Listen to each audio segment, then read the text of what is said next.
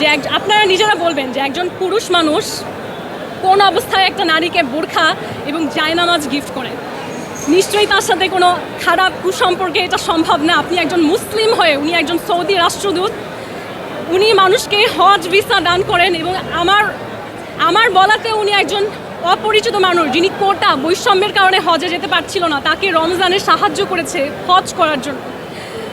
সেই মানুষ আমার মনে হয় না তার সাথে কুসম্পর্ক থাকলে তাকে জায়নামাজ গিফট করবে। হ্যাঁ, এটা সৌদি জায়নামাজ, এটা নামাজ পড়ার পোশাক। এবং আমি আপনাদের জন্য একটা জিনিস নিয়ে এসেছি আজকে। এটা বক্স, তবে আমি খেজুরও নিয়ে এসেছি, আপনারা মিলিয়ে দেখবেন। হ্যাঁ, এই বক্স হাতে নেওয়া ঈসার ছবি আছে। তিনি বিএনপিকে এবং বাংলাদেশের গুরুত্বপূর্ণ মানুষদেরকে এই উপহার দিয়েছেন, সৌদি বাদশার খেজুর। এটা কিন্তু আমি মনে চাইলেও কাউকে দিলাম সেরকম উপহার না, এটা আমার কাছে এসেছে বাংলাদেশের পররাষ্ট্র মন্ত্রণালয়ের ডিজি শফিকুরের মাধ্যমে, কারণ এটার জন্য অ্যাপ্রুভালের প্রয়োজন হয়। এটা সৌদি বাদশারা দেয় হচ্ছে একটা সৌজন্য, একটা গুরুত্বপূর্ণ ব্যক্তিদের জন্য।